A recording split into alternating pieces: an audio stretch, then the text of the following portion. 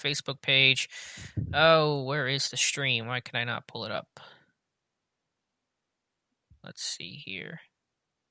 Wherever we're at. Are we live right now? Let me double check. There we go. Took a while to come up. All right. Hey, everybody. We are here, Dave and I, for Monday, August 17th, answering your Steelers questions for the next hour. Just give me 1 second here while I get the link sent out to where it needs to go, including to Dave. And while you're here, Dave, how you doing? Doing good. Happy Monday. I'm gonna Happy make it, I Monday. think. So another day. I think I'm gonna make it. There you go. And it's the first day of padded practice in training camp. The training camp's been going on for a few weeks now, but today kind of feels like the start of it. Fortunately, it feels like we're not going to learn a whole lot, and that's what we've been afraid of for a little while, Dave, and I think our fears came true today. Yeah, it started off looking pretty good. I even had it up on one of the TVs in here, thinking, okay, I'm gonna be able to sit back and maybe the Steelers aren't gonna let us down, and we're gonna have a good production here. I got spoiled because I watched on. I got this audio running in my head here. Okay, let me turn that down. I watched. And I don't know if you did as well too. The Cleveland Browns were live streaming their practice on Sunday. And I was watching with a lot of a lot of I don't know what's the word I'm looking for, envy, I guess, and thinking, man, they sure are covering a lot. And obviously, you get to what the Steelers were doing today and their group. It started off great. The problem is that right when they got done, with the kind of the stretching portion of practice, there it went. That was the end of it there, and kind of to be expected. I probably gave him too much credit, trying to expect a little bit more than that. But yeah, Alex, it doesn't look like we're going to get much out of him this year. Nope. Yeah, it's bad when you're jealous of Cleveland. That's a sentence we don't say too often. And the way you framed it at the beginning, it looked good at the beginning. That's what your NASCAR reference. It looked good until the wheels came off. Oh yeah, You're running good. Yeah. The Ford the Ford Focus was running great today until we lost the engine, right? Yeah, that's how it felt like today. But we'll answer your questions here in a second. We have one from Todd here who came in pre-live stream. We'll answer that in a moment. I do want to do some quick housekeeping, though, since a little bit of camp news we do know is injury-related, as you see on screen right now. Some Steelers not practicing today. That included Chris Wormley with a lower body, David Castro, James Washington. Mike Tomlin deemed all those injuries minor and day-to-day. And Marquise Pouncey was excused by Tomlin. Sounds like a personal matter. I don't believe he was even at Heinz Field today. So those are your Steelers injuries, minor, luckily, and we know there were some major injuries going across the league. So far, so good for Pittsburgh. Yeah, one down. You keep your fingers crossed, boy. You look at some of the names across the league. Couple of defensive tackles. Javon Hargrave even one of them with an injured pec. It doesn't look like it's going to be season-ending for Hargrave, but it looks like it's going to keep him sidelined for most of, if not, the rest of training camp, and maybe even into the start of the season there. So we wish him well. Gerald McCoy tore something, going to be out for the year. This is the kind of time of year right now where you just kind of grit your teeth and just hope for the best, I think. But as far as the Steelers missing, Chris Wormley, we kind of saw that coming, right? We're having to play Blues Clues with whatever the Steelers give us as far as pictures and video go, and I think it was pretty evident that Wormley, for the last couple of days at least, has not worked. And we were waiting to get to Monday to find out for sure if indeed he does have some sort of injury. And we got that information earlier in the day. It's lower body. We do not know what's going on exactly with David DeCastro, with him or with who was the other one? James Washington. You just hope, to hear Mike Tomlin talk, those are kind of minor in nature. And as you mentioned with Pouncey, and to hear kind of Tomlin frame it, I wouldn't be surprised if maybe Pouncey misses another day or two. Probably something personal going on here. He had to take care of. So that obviously is leading to Stefan Wisniewski getting the starting center snaps to open up the padded portion of training camp. And man, who's your right guard? Is it Kevin Dotson? I don't think we've got confirmation. We're speculating, and we're going to be doing a lot of that for the next several weeks there. But hey, probably not a bad thing to get Kevin Dotson some early training camp work at right guard there. Yeah, more reps, valuable reps that would be much needed. So it might have been him, could have been Hassenauer. We do not know, unfortunately. And Richard, yeah, just answered the question. It was Wisniewski coming in for Pouncey today as first team center.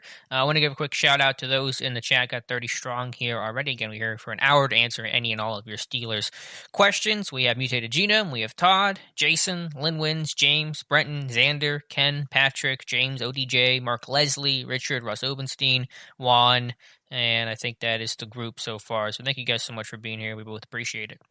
Happy Monday, people. Thanks for joining us. All right, let's get into the questions, and we'll sprinkle some of the camp news throughout the stream as well. Todd Williams says, hello, guys. Hope your families are safe and well. I appreciate and respect your film study. Thank you, Todd. With that being said, what are you seeing from Terrell Edmonds? Is he on track, in your opinion? Thanks. So I think to start, obviously he's not a bust. He's not Jarvis Jones. He's not Artie Burns, but there needs to be more progression. It's really got to happen this year. 2020 is such a critical, crucial year for Edmonds. You want to see more playmaking, more splash plays as a tackler. He's improved his physicality. Is not necessarily an issue, but you want to see more of the impact plays with the ball in the air. And it's funny you mentioned that, Todd, because Steelers.com, they had tweeted out a photo gallery today. One picture kind of caught my eye. I'll pull it up here for you guys that I took, or screen captured, I should say. And it's this play on Vance McDonald. When I first saw this, I was like, this is a great play by Terrell Edmonds because he's playing up through the hand, trying to separate the hands of Vance. And I assumed this was an incompletion. But I think based on the tea leaves from media reports, Vance still somehow caught this ball. So that was like perfectly sums up Edmonds, where he's in position to make the play. He's got good technique, and the dude just can't finish it. So ball skills, ball skills, ball skills. That's the biggest thing you want to see Edmonds improve upon in 2020. Absolutely, and once again, we don't know. We haven't learned a lot, obviously, during the offseason when it comes to Edmonds. Everything that we've done so far is based off of, what we learned last season from Edmonds and all. But obviously, and look, we've already heard, who was it? Terrell Austin talk about kind of some of the same things we've talked about since last season. How got to make more plays. Period.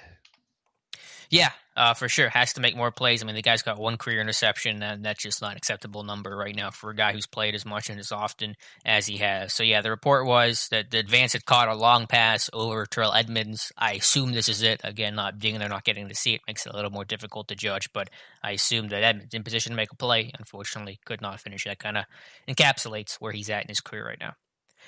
All right, let's see here. Mutated Genome says Chris Fowler, Kirk Herbstreit to call Steelers week 1 Monday Night Football against the Giants. Good choice. I really like those guys. Yeah, and Louis Riddick, I think is there too. So I think an upgrade over last year, though that bar was very, very low. Yeah, Riddick's not doing. Riddick's on the other team doing the second. Is he doing the late game? Yeah, okay. It's Fowler and Herbstreit combo doing the Steelers Giants game. All right, good deal. Well, either way, an upgrade over last year, nonetheless. James Naylor, really wish Alex could have been at first pad at practice. I wish could, James. I wish too, James, that I could be there. I'll be there next year though, so just root for that. Let's see here. What else do we have? Juan says, Denier playing more this year. I had a video this morning on Steelers Depot that kind of outlined that position battle for the number 3 spot. I mean, he was kind of in rotation with Chick last year. Could he be in rotation with Highsmith this year? I think that's possible. I think to begin the year, though, I think Denier is going to be the number 3 outside linebacker, the first man up, because Highsmith is a rookie and skipper. The special teams concerns are still there in terms of will they play him. So I think to at least begin the year, he'll have the opportunity. If he plays well, he'll be able to keep it. If he struggles, then Highsmith may work his way into the fold throughout the season. Lynn Wins, who are your 4 running backs making it this year? Samuels, White, Smallwood. I think on my last roster prediction, I went Samuels. You're going Smallwood. I think it could go either way. I think you don't want to discount Kerrith White either. But I think you're making a really good case for Wendell Smallwood, Dave. Yeah, we'll see. To read the pool report, which is dangerous to do, which is going to be dangerous to do from here on out. Evidently didn't have that great of a showing in the backs on backers, the initial backs on backers drill today. I'm not reading too much into that because I didn't see it, and I didn't have you see it. So I think the biggest thing when you look at is you go back and you look at the tape on Smallwood, his pass protection so far during his career, it's not bad. Mm-hmm. Okay, so now he is a little bit better of a cut protector than he is standing guys up overall. But Look, it could be one of several. Be that fourth guy, and as I like to say a lot of times, these things have a funny way of working themselves out.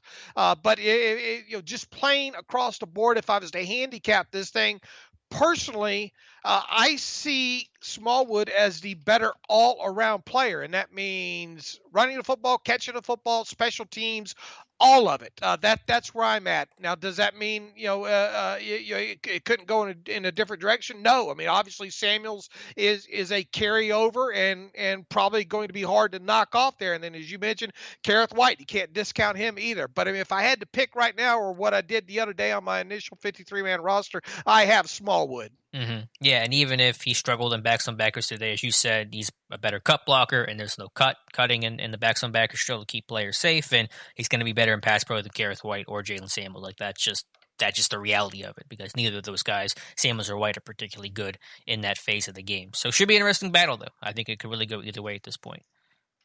Patrick Donovan asks, will y'all be doing the live feed during the season? My goal and my hope is to do so. Obviously, there could be some potential confliction there. Week 1, for example, with the Monday night game, I think I could squeeze this in before kickoff. But, just stay tuned, because things may shift throughout week to week. But we'll definitely try to do the live stream, because we've done it for a while now. I want to kind of keep it going, especially once there's actually things to talk about and discuss with you guys. A bunch of drama. It's a great time to be alive. Awesome work, guys. Thank you very much. ODG is talking about us getting credentialed. Yeah, I don't think they would have let us in this year, but I think it's just a one-off thing. Hopefully get back out there next year at camp. And, there's definitely an advantage to us not being credentialed in a normal training camp setting, because you can sit in the bleachers and have your notes next to you and be able to write down, as opposed to if you were standing, it'd be almost impossible to take the notes that we take. So there are upsides to not being credentialed, but we hopefully we'll be back at St. Vincent next season. Brenton717, Alex, if you were at camp, what matchup would you most want to watch in backs on backers? Dave, same question. Thanks so much, guys. Well, as Tomlin alluded to, he wanted to see a lot of the rookies today. I went back through my camp notes last year, and the first rep of backs on backers last year was Benny Snell. I forget who he was going against, but Tomlin wanted to see the rookies right away. So just to see those guys, because it's such a welcome to the NFL moment, especially given the offseason lack of reps they've had throughout the spring. So to see guys like McFarland, see guys like Highsmith be able to work, I think is always kind of a highlight, just how rookies approach that. Really, like, this is it, I'm in the NFL type moment. So it's actually kind of what Tomlin talked about today, about giving those young guys a lot of reps, just to kind of see how they would respond and if they would rise to the moment. Why don't you read them the couple of quotes from today? Yeah, let's see here. We have Tomlin talking about backs on backers. He's saying younger guys like McFarland, we're going to want to see the same thing. On the other side of the ball, you might have saw an unusual number of reps from Alex Highsmith. We realize that reps is the platform for learning, so they're going to get reps, and it's their job to adjust and to show rapid improvement. Tomlin did caution that he likes to see backs on backers the second time around when they do it later in camp, because the first time is just so emotionally charged, and guys kind of getting a feel for how this thing works. It's pretty rare for teams to do backs on backers in college, and I think even in the NFL. So he says he's more excited to see it next time than he is what happened today. Yeah, and I think that would be one drill that I definitely would be interested to see, especially if I could get close to it. I know sometimes where you sit, usually out at training camp, and they put the ring around those guys. Yeah. It's probably hard for you. Yep. Yeah, it's probably hard for you to catch any of that. I think that, and probably the one-on-one receiver versus defensive back drills would probably be fun. You know. Mm-hmm. I was able to catch backs on backers last year. You just have to. The key is you got to sit high up in the bleachers. You got to get there real early that day, because you need to be high up to see over everybody. A little trick of the trade. Let's see. Richard Hudspeth, if tight end can't get the ball production, maybe should focus on hitting harder. That was RC's formula. Not quite sure what that is in reference to be honest, Richard. I think it's with Edmonds. Terrell Edmonds' ball production may be focused on hitting harder. That was Clark's. Okay, I'm working it out now. Yeah, that's one way to do it. Separate player from ball. But I also just want to see him be able to get his hands on the football, too. Kevin Ball, 16. Do the Steelers keep 3 or 4 or 5 outside linebackers? Feels like someone needs to break away from the bottom of the pack. I agree with that last comment. You want to see someone step up and separate themselves. They're going to keep at least 4. I think 5 is more likely, because they're probably going to keep 4 inside linebackers. So that keeping 9 total, you got 4 inside, give you 5 outside linebackers. That's kind of the way I look at it. That would make sense. 9 in total from where we sit here right now. And obviously, once again, unfortunately, these things have a way of working themselves out. But you would think as we sit here right now, barring nothing significant changing, you would think that that it would be 5 outside, 4 inside. Hmm. For sure, I agree. And the fourth and the fifth would be Ola and who's our skipper, kind of being that skipper. I think being the fifth guy that's more on the bubble, but probably to me inside looking out right now. Patrick Donovan, haven't seen a write up yet. I probably just missed it, but what's your thoughts on the D tackle that signed with Green Bay? Cam is much better, so got to think his contract is more. We actually did write about this. Kenny Clark, and Dave, you can explain this because you wrote up the article, but you think that Hayward should get a little bit more, but definitely in the Kenny Clark range. Look, I think Kenny Clark is a fine nose tackle, defensive tackle in this league. Even so, what he got paid was a. Let's see. Let me pull up my notes here on this. His new money average is 17.5 million, and that puts him up in the top 5 right now. Of highest paid interior defensive lineman in the league. I know people are looking at Cam Hayward's age and this, that, and the other, but I think the value of Cam Hayward, and it's really none of this has changed, recently. I think his number is in between somewhere like 16.75 and 17 point, just a hair above what Kenny Clark just got there when you talk about new money average. And really, I've been kind of stuck on an 80 million total number as part of a 4-year extension, which would make the deal 5 years. Cam Hayward is owed $9.5 million in 2020 this season. That's considered old money. So, if you take that 9.5 million and subtract it from 80 million, that's your new money. And if you divide that by 4, that would give you your new money average there. Now, I think that the Steelers could get into a deal with him with as little as maybe 16 million fully guaranteed, and I think Cam would be doing him a little bit of favor by going that route as well too. Will this deal get done? I mean, that's been the big talking. That's what we've been talking about a lot so far this offseason here.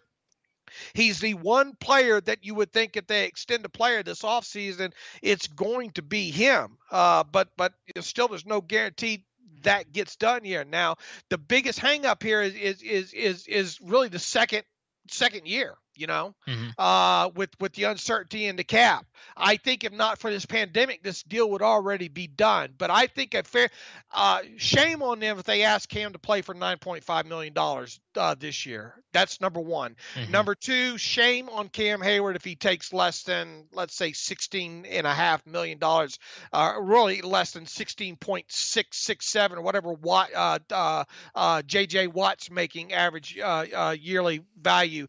Shame on him if he takes less than that. Will they get it done? They got 28 days to figure it out.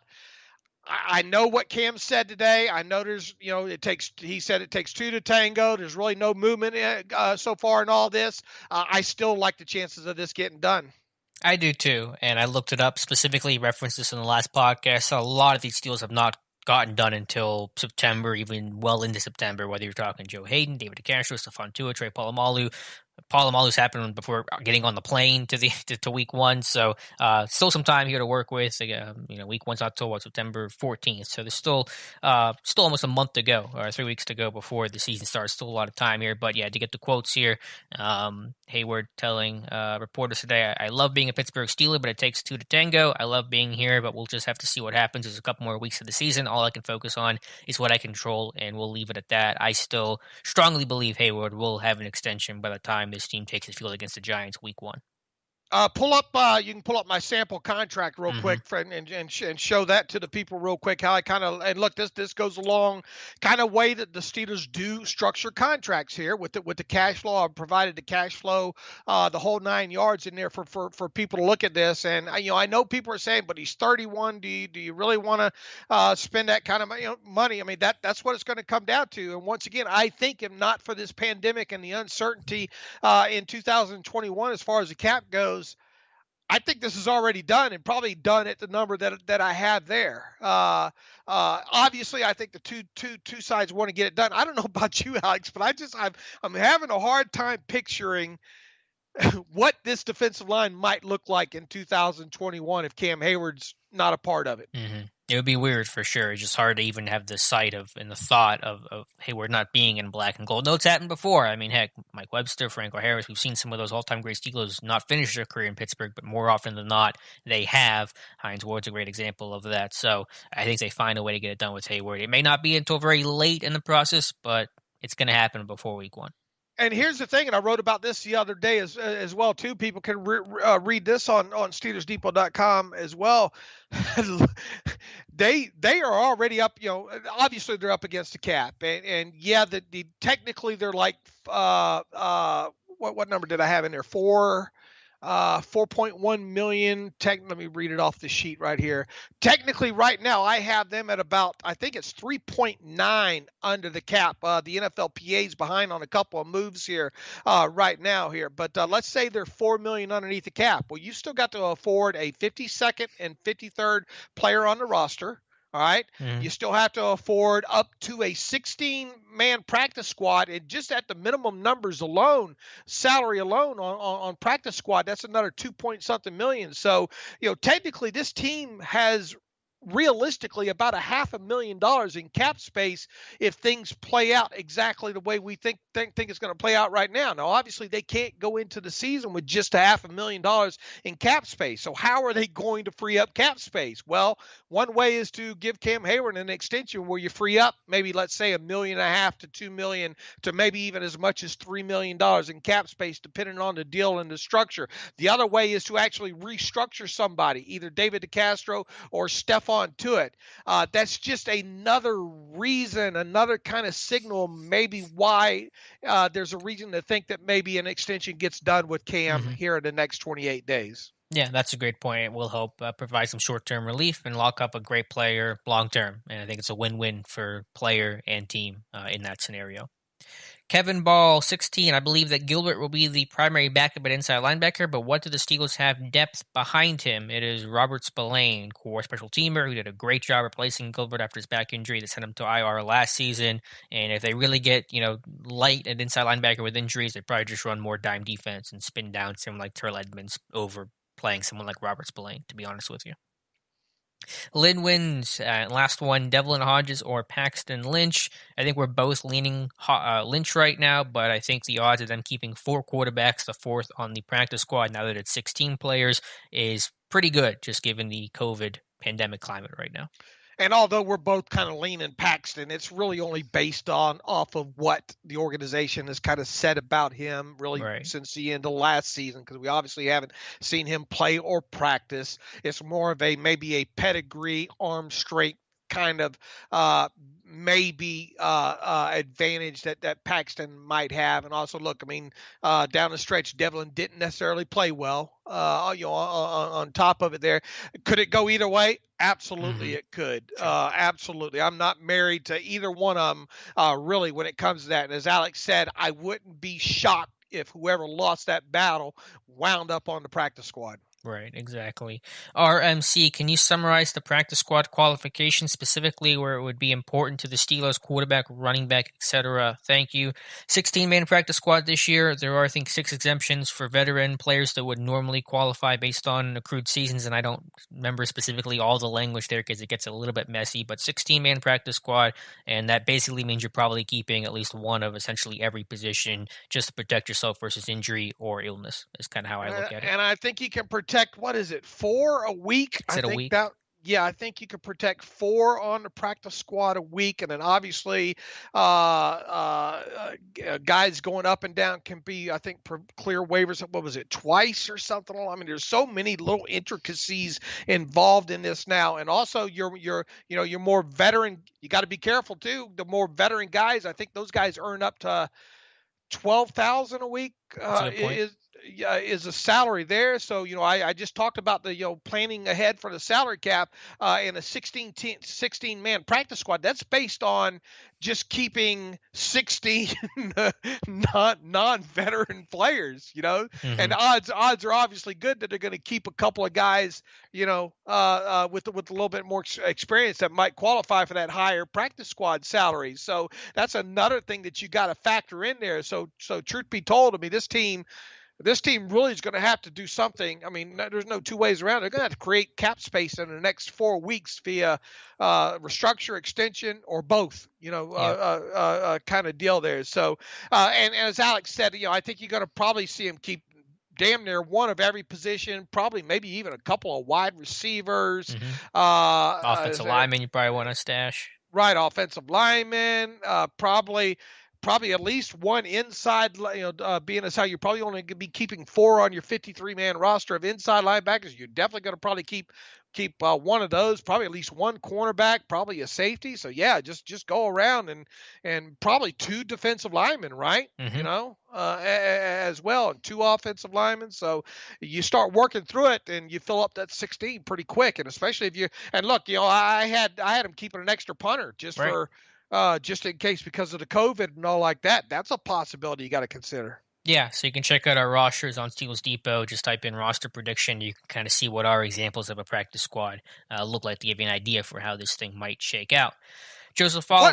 What might alter our predictions at this point? Because Lord knows it's not going to be based off of anything observed at practice. Mm-hmm. More than likely, I guess really injuries more than anything will help shape our 53-man rosters between now and the start of final cutdown day. Exactly. Injury and illness are really the only two major things, or the team making some move with a trade, someone in, someone coming out. I mean, other than that, it's not going to be easy for us to have a different version based on what appears to be very limited information during training camp. Joseph Allen, should Bud Dupree be released after the season? Well, he's on the franchise tag. It is a 1-year deal, so he'll be a free agent after the season. So releasing him is not an option, Joseph. Yeah, you don't have to worry about firing him. He'll quit anyway. No, as Alex said, he will be an unrestricted free agent. So there is no releasing that needs to go on. He'll just hit free agency and he'll sign with another team, and that'll be that. So there is no releasing that will go on. Sean, American Patriot. I saw Stefan Wisniewski snapping to Ben. Yes, Wisniewski worked as first-team center today. Marquise Pouncey excused absence from Mike Tomlin, as Dave said. That may extend him tomorrow. We'll see. But Wisniewski, first-team center. No surprise there with Pouncey being out. If Pouncey were to go down in-game or get suspended like last year, Wisniewski would be your next man up at center. Jamal Curtis, have you watched the Steelers YouTube video, The Standard? Some cool locker room and film stuff. Fun to see Ben running the stairs. I watched the thing they played before the training camp live today. I don't know if that was that video or not. Maybe it was, but I'll have to check that out specifically. Jamal, have you seen the standard video that they've done, Dave? Yeah, I've gone through a bunch of them. And it was informative or entertaining? Yeah, look, I mean, yeah, it's something different, that's for sure. But I want football. Yeah. You have to wait a little while.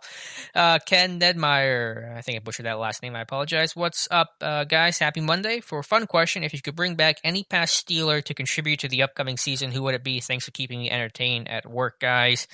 Man, I mean, follow. Yeah, I was gonna say that the defense gets richer, but it's hard not to go with Troy. Even to have a Hines Ward type would be fantastic, or Heath Miller. Give me Heath Miller at tight end. I think Heath or Troy might be my option here. Patrick Donovan next year with no Connor. I thought I missed a question somewhere. Let me go back and scroll up here and look. Maybe I thought there was a question about Juju or Connor. What do you think about what Juju said today? Yeah, obviously he's just saying the right thing, not talking about contract and future. Right. I mean, so he's not saying a whole lot, which is kind of how to say the right thing. But yeah, I'm still more optimistic on his chances to returning. I totally recognize that this may be his last year. I just think the tone of the conversation is going to shift after this season. If he plays the way I think he's going to play, which is going to be much closer to 2018, the math is still the math, but it'll be harder to make the case to move on from Juju if he plays like he did 2 years ago. Even then, it's going to be hard. Look, I mean, this is a team that, and I put this on. I mean, really under Kevin Colbert, and you have to go back even further than that. When is the last time a Steelers wide receiver broke the bank with his second contract? And really technically, and for people saying Hines Ward, no, it wasn't Hines Ward, because Hines Ward, if you remember, really signed a kind of middle of the road deal for him way back in what was it, 90, 91, whatever. And and remember, he was a restricted free agent at the time because this was all pre the 2011 CBA, where what the Steelers used to do is players outside the first round, they'd sign to 3-year contracts. Okay. Hmm. And that way they would be restricted free agents, after their third year, and they kind of have the player in a little bit of a bind, if you will. Do I sign a, do I take this tender and then maybe potentially get the franchise tag the year after, those kind of things. So Hines Ward really took a real, for at the time was considered really a modest deal on what was his second contract with the Steelers. Now obviously he cashed in a little bit better than that on his third contract, and even going back to Antonio Brown, on his second contract, it was the same situation with him. Remember, you had Mike Wallace, technically, supposedly was offered that money first, and Mike said, "Nah, I'm good. I'm going to see what happens after this year as an unrestricted free agent if you guys don't tag me." So they turned around and supposedly gave that same deal to Antonio, and even though it was a big deal at the time, it wasn't top of the market by any stretch of the imagination. And really, because at the time, because Antonio was going to be what that was Antonio's third year. It was, once again, it was before the 2011 CBA when he came into the league. So he really, because of him scheduled to be a restricted free agent, he had no choice really but to take that deal at that time. So technically, Juju would really break a lot of traditions here by cashing in even on the franchise tag, which is something we've never seen, with the Steelers here in the wide receiver position. So a lot of historical stuff, and obviously the Steelers, have gone against history, Hmm. with the whole Minka thing, and drafted a cornerback in the first round with Right. Artie a couple years ago. But there's just and then then just look at the cap climate, what that's supposed to be in 2021. On top of it, there are a lot of indicators already that regardless of the season that Juju has, that he, 2020 might be it for him in Hmm. Pittsburgh. And I know a lot of people don't like to hear that, so don't shoot the messenger here. But that's what the tea leaves say. Right. You're not saying it from a place where he doesn't deserve to get paid or shouldn't get paid. It's just a math problem, an equation in your mind. I think the history is less relevant because I don't think there's a real staunch principle that says that they wouldn't want to re-sign Juju because they don't want to pay receivers X amount of money or whatever the case is. But it's just a math problem, and there's no question about that for sure. I just think if Juju has something closer to 2018, which I think he'll do this year, it's going to be tough to say let's let that guy go while having been for the last year or two. We'll see. And boy, whatever that cap number winds up being, franchise tag number, that's going to be a mighty tough number to work around in March. Right. Sure, absolutely. Let me get back to the questions here. Patrick Donovan, next year with no Connor, could you see a backfield like the Saints had a few years ago with Mark Ingram and Alvin Kamara? This is Snell and McFarland being those two guys. I think that's pretty rich in terms of trying to compare it to those two guys. But point taken. Yeah, it'll be very interesting. I think to answer it succinctly, I think if Connor's gone, they do the old draft a mid-round running back again with one of those fourth-round picks that they're going to have next season. That's kind of the way I look at it with Snell, McFarland, and a mid-round rookie kind of being wouldn't call it three-headed monster, but three options is kind of the way I kind of gauge it right now. Richard Hudspeth, is it crazy to give Ben another 2 years to use him as a bank? Ben or Dave, you've talked about this before about trying to work Ben's deal and extension possibility. Shed some insight there for us. It's all up to him, and it's all up to how he plays. Obviously, I mean, if he has the comeback season and that arm holds up fine, and you think both sides think that he can play a couple more years, and yeah, you absolutely, I think, need to seriously consider an extension by the time his roster bonus is due in March. I mean, that's when it would get done, would be right before his roster bonus is due. And obviously there's going to be the need for cap space on top of it. The question is what would the figures look like? How much of a discount, if any, would Ben take? How much guaranteed money would it take? Would Ben be interested in just kind of a faux extension? I doubt he would, where you just basically you add on 4 years to the deal, you turn his roster bonus and a large chunk, as much as you can per the CBA, into a signing bonus to lower his cap hit by the 14 million or whatever that way. I don't see Ben doing that.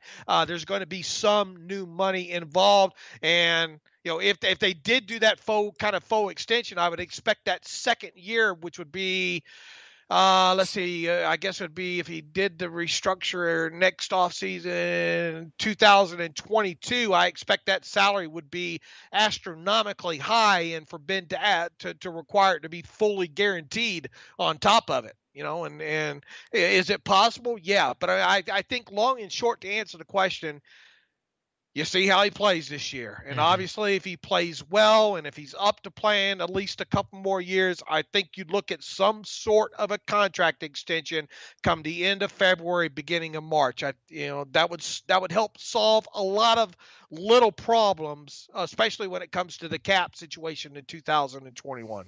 Right, one step at a time with Ben. Let's get through this year with a healthy, productive Ben, and we'll consider it a good problem to have with his, contractual future. Jamal Curtis, I was expecting the NFL to explode with cases right now, but surprisingly, it seems all teams barely have any cases. Yeah, very low case numbers right now. I think the positive test rate's around 1.5%. There's only like 20 or 30 players on, COVID reserve list right now. All four Steelers who had been on that list have been activated from it in about 7 to 10 days, so that's good. But like baseball, once you actually start the season, you're traveling, you're playing against other teams, there's more risk, more exposure. That's the true test of seeing if numbers will rise or not. They probably will. How much? That'll be the question.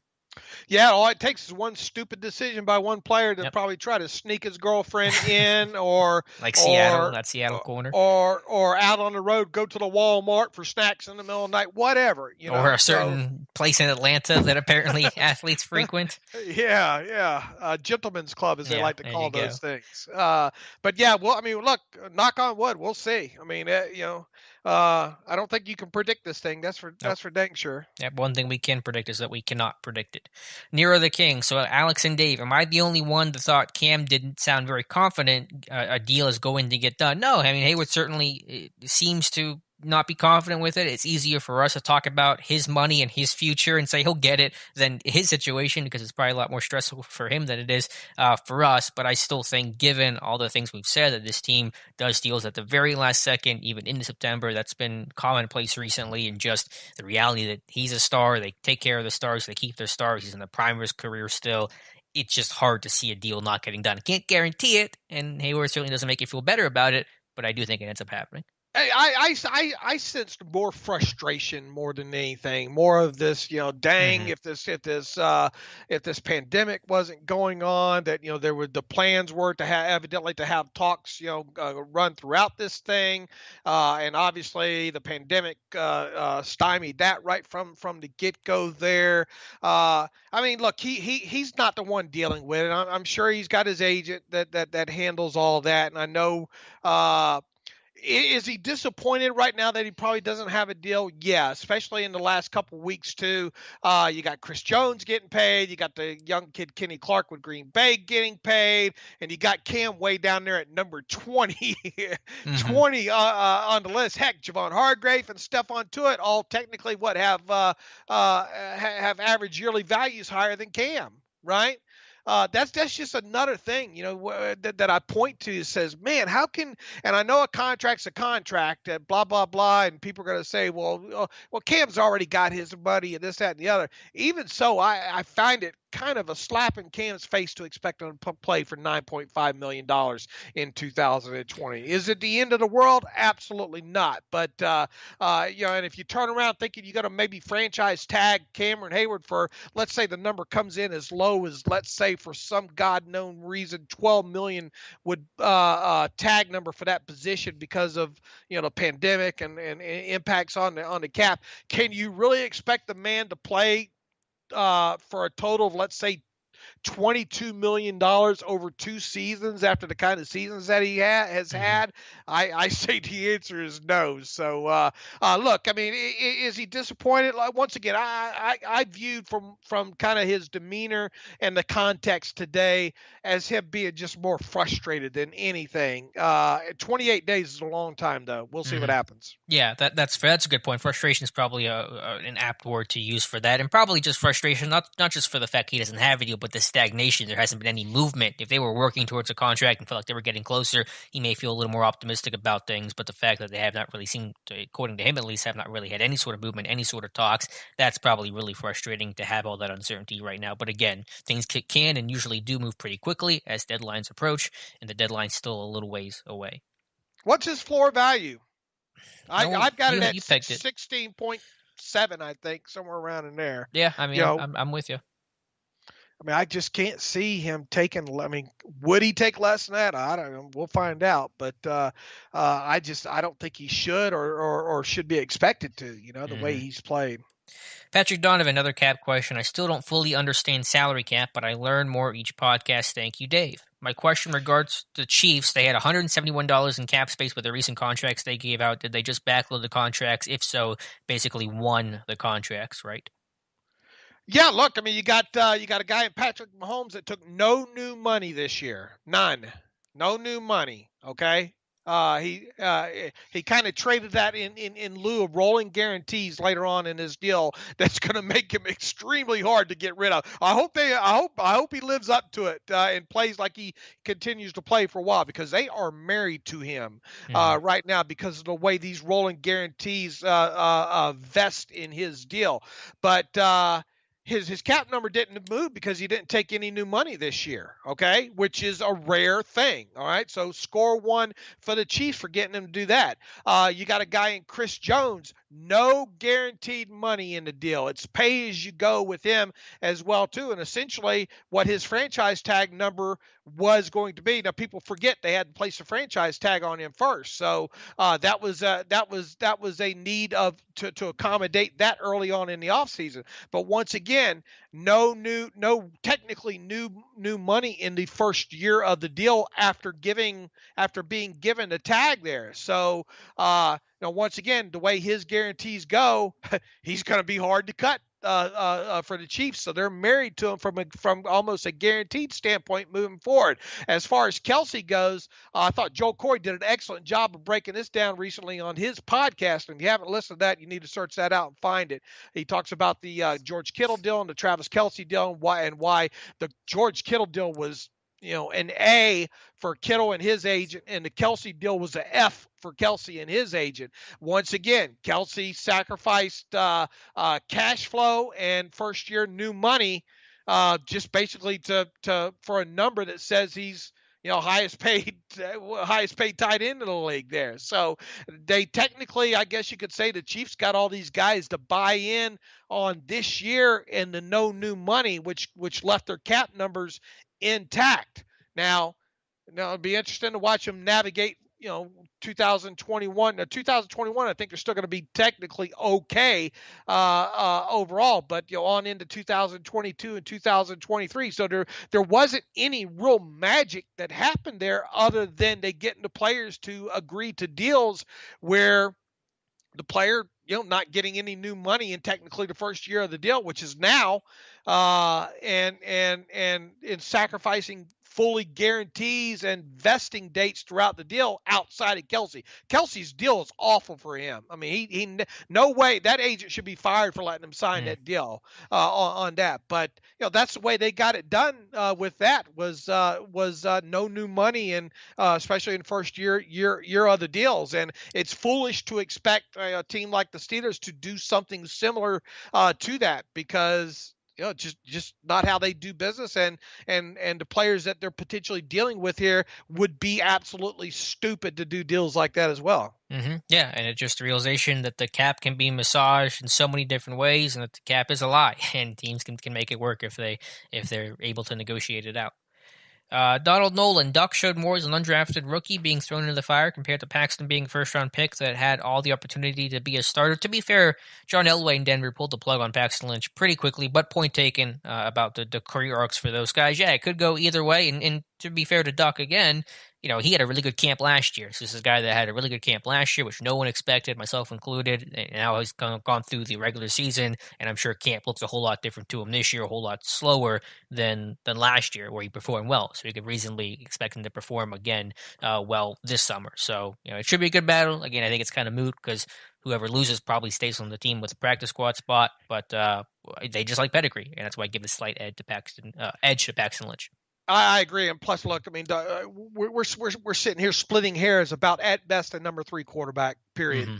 Well, it ended up being more relevant than we thought last year, but hopefully it doesn't get to that point. And hopefully we don't get to that point. But I mean, it is what it is. Both these guys are at best number 3 quarterbacks, in my opinion. Mm-hmm. K. Jackson, Pittsburgh. Do you think that Randy Fichtner is really appreciative to get offensive input? It would be really nice to add new wrinkles to our offense to better utilize our players. Yeah, it feels like there are a couple new wrinkles. Again, not being at camp doesn't give us the window we normally have. But no, I think Fichtner is appreciative of it. He's not someone that seems to be selfish. I think Tallman actually recently made comments about that it's an unselfish coaching staff, and they don't really care where ideas come from. They just want to get good, talented people in the door to work with them. So I think he's appreciative of any opportunity to work with them and to add a new bit of juice to the offense, which they sorely need. You know what I bet Randy Fichtner's appreciative of? What's that? Health. Yeah, good health. Getting his quarterback back, getting his running back back, getting his wide receiver back. Yeah, I bet that's what he's appreciative of because makes him look good. I mean, look, I mean, you can't make chicken salad out of, well, you know how that goes. Yeah. But look, I mean, we came out of 2018. Look, the red zone, fantastic, and if not for that offense having to travel so much yardage because of special teams and defensive play, we'd probably be singing their praises even more from 2018. But yet we get into 2019, and because you have backup quarterbacks and running backs and wide receivers, I mean, for God's sakes, Tony Brooks James got carries last year. I mean, what? I mean, come on. I mean, let's cut some slack where some slack needs to be cut there. I mean, you went into the season with Xavier Grimble as your backup tight end, for God's sakes. James Conner was, look, if you look at Conner and Juju's numbers overall before both of them went down, they were on pace to have pretty decent seasons overall. And obviously, you lost Ben 6 quarters into this thing. So, before we go pulling any rip cords here real quick, I mean, let's watch and see how this thing transpires with these guys in the first quarter of the season when he got some more pedigree moving parts in this thing. Yeah, it was tough when you had, Duck Hodges throwing to Tevin Jones and Johnny Holden last year. Yeah, yeah. Yeah, and Brooks James just got released, I think. So poor one out for Tony Brooks James. I think the Vikings cut him. Let's see here. Jamal Curtis, do you think Deonte, James Washington have potential to go into 1,400-yard seasons like Juju did, or will they always border around 1,000? Juju just seems more dynamic to me. I think Deonte has the potential for that, not this season, but just long-term if you look at his ceiling. Washington probably less so because he's that vertical Z-type that just won't see the volume of targets and receptions necessary to have 1,400-yard type seasons where you have to be around 100 catches to even entertain that idea, and he's not going to be in that range because it's just not his style of a feast or famine type guy downfield. But Deonte, I think potentially 2-3 years from now, he could be in that range if all goes well. Yeah, I think, and if for some reason you were to have, let's say more than one 1,000-yard receiver this year for the Steelers, I think it's Juju and Deonte. I think Deonte's ceiling's around 11 or 12, maybe at most this year. I would kind of pencil them in right, maybe under 1,000 yards, but I think 1,000 is possible for him, and all because look, I mean, we expect hopefully we expect the offense not to have to go 75 yards every drive too. Right. So, hopefully that's the case and you're not having to have receivers have 1,800-yard seasons, on top of it there. But, I don't like the chances of Washington having 1,000-yard season. I think if anybody, if you're going to have one or two do it this year, obviously Juju because he's done it before and maybe Deonte. I think those would be your two. I'm with you. K. Jackson, Pittsburgh. If you had to speculate at this point, what player from the 2019 roster will be replaced by a rookie or undrafted player from 2020? Dave, I'll let you start this one.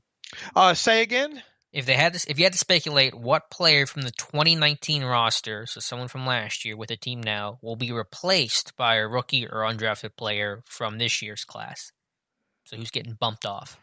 Oh wow. I think it's tough because it's just these rookies, these undrafted free agents have such a tough path this year. Yeah, I mean, it's going to be tough, really, for any of these. Barring injuries, it's going to be tough for, I think, for any of these UDFA's to make it. You And they're know, already down to like 6 of the original 10, so half the right? 40% is already gone. I mean, you could really stretch it and say like Antoine Brooks bumping off Marcus Allen, even though he was barely on the roster last season, had like 3 total snaps. So you could stretch it and do that, but I don't think there's a real obvious name. Yeah, I mean, Like you said, I like Claypool bumping off Deion Kane. yeah, it would be tough. I mean, yeah, Yeah. I mean, but he's talking about undrafted, well, or Well, he rookie, said actually. rookie or undrafted. Yeah. Yeah, I mean, obviously Claypool's going to make this 53, Right. so Right. or It's tough. unless and really, I mean, you don't really have another rookie receiver to potentially bump Kane if you're keeping 6, Right. Well, I'm saying So if they would keep 5 in that scenario, okay, Claypool instead yeah, of yeah, Switzer. that would probably be the only way. I mean, once again, it's you if a undrafted free agent makes this 53, then probably something's happened. Yeah, something not good has occurred if Right. that's the case for sure. Let's see, Richard Hudspeth, knock on wood. If Ben goes down for the year, are we just packing it in with so many players leaving next year, or would they try to make a move? Again, like well, I mean, obviously they traded for Minka last year when Ben went down, and that was a short-term move and a long-term move. So I don't know if you'd be buying in the short term if Ben were to go down, but they're not going to pack it in. They didn't pack it in last year in both play and aggressiveness and trading either with the addition of Minka Fitzpatrick. So as much as that would suck, they would not pack it in, so to speak. Yeah, and who would you trade for? I mean, any quarterback with any salary, you're probably not going to be able to afford anyway. Right, right. I mean, Joseph. you would probably have to look to some, if you were look, they would move forward with Mason first and foremost, and Mhm. then, then if you obviously didn't like what you saw a couple weeks after that, then they'd have to go out on the street and get Yeah, somebody. well, by then the deadline's probably passed. Right. But anyway, Joseph Fallen, do you think Ben will play at 40? So that puts somewhat 2 years from now. I like the odds more and more based on what Ben has said recently and just talking about wanting to win Lombardies and playing years and how good he feels and all that. Again, how he feels throughout the regular season is the biggest factor, and really have to table that conversation until after the season. But I'm more optimistic about him potentially signing another contract past 2021 than I was maybe a couple months ago. Yeah, especially with what he said just a couple weeks ago there. Hmm. And once again, that decision does not need to be made until late February at the earliest. Right. So, we could speculate all we want about it. I mean, I like the chances, but obviously it's going to depend on how he plays and how his arm feels coming out of the season there. But I have a feeling we're going to get our answer by the end of February. I do too.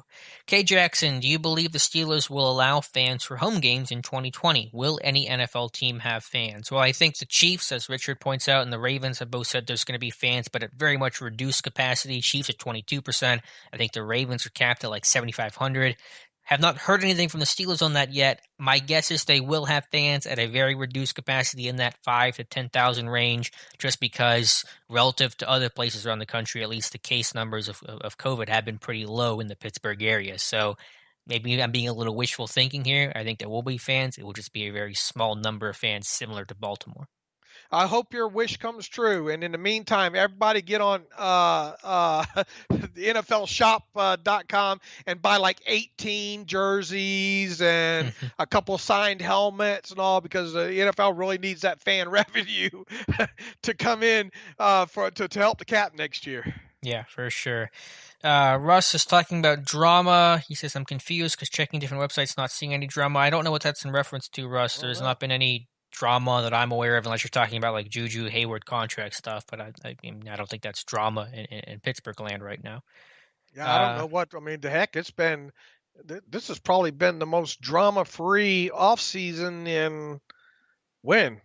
for a couple of A years, while. only because there was no off season. That's what it took, I Yeah. guess, a pandemic. Unless I missed something, I'll go back and check after the stream, Russ. Jamal Curtis, will teams be better against Lamar Ravens rush offense now that they've seen it for a full season? I know you're still more of the skeptic of Lamar than I am. I think certainly teams will have the opportunity to plan, but the Ravens, of course, can plan back. There's always that ongoing chess game, so I think Lamar is the real deal. Ravens offense is still going to be among the most potent in football.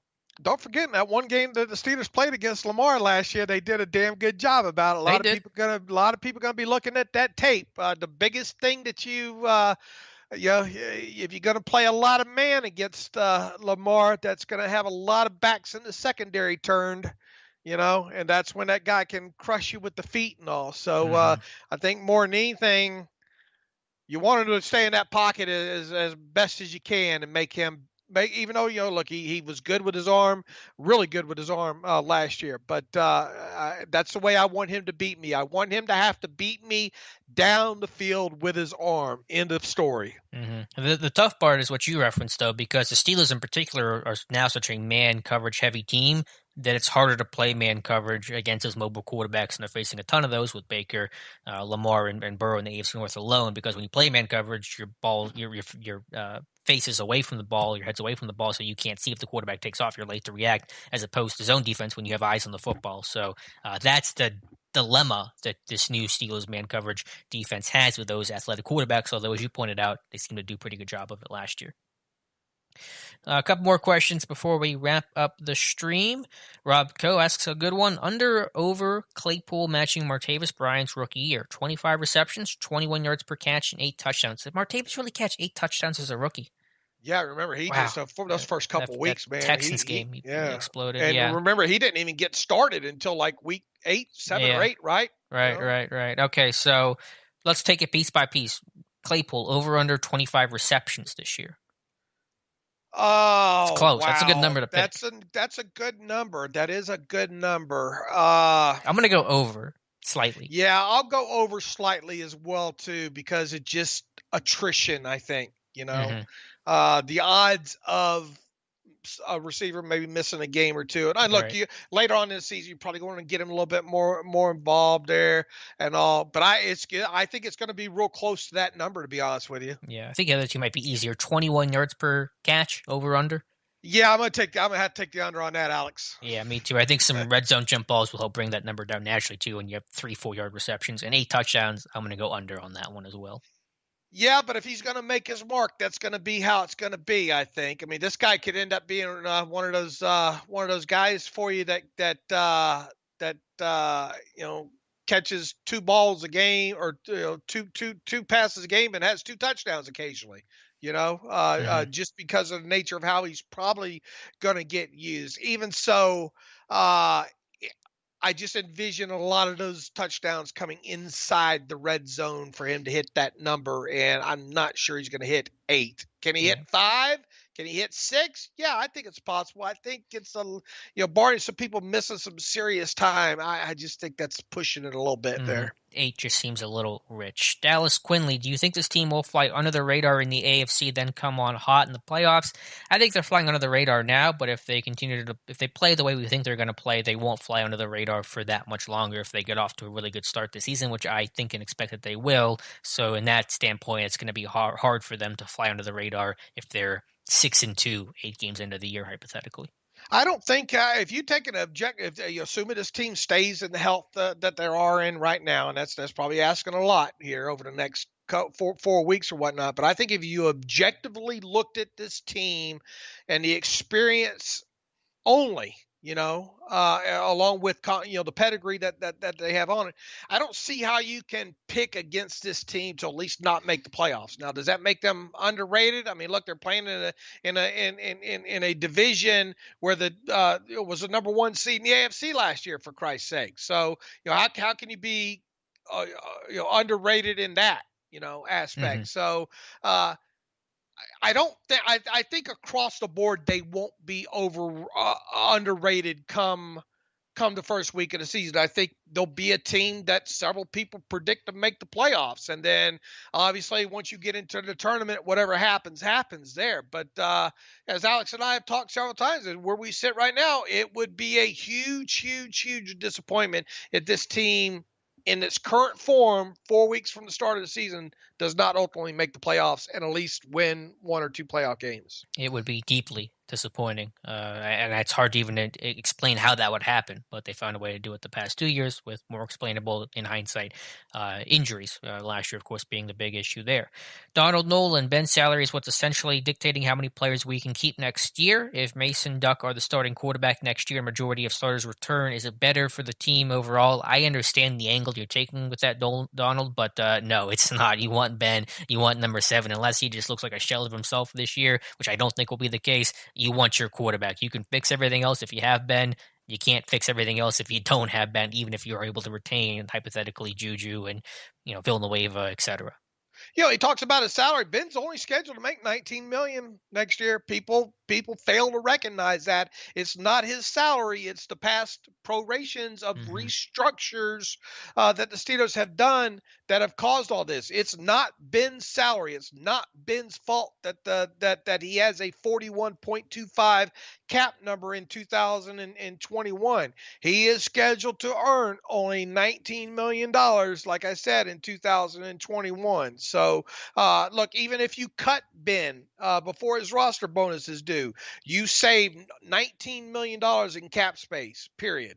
Yeah, not as much as people think. I think that's a great point to harp on and to make people realize that it's not you're not saving $41 million by cutting Ben. Just not happening.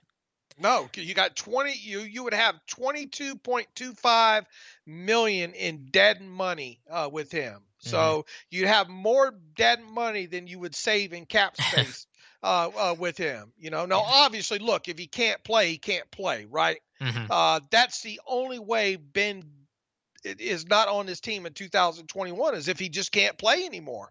Period. And the team would not be in a better position if that's the case. So, in the end of the story. But Duke, none of this is Ben's fault. Ben signed a fair market value deal on his last extension, and he's only scheduled to make $19 million in 2021. Yeah, so if Ben's not here, you got a bunch of dead money, and you don't have Ben. Your team is objectively not better than it is right now. I'll tell you that much.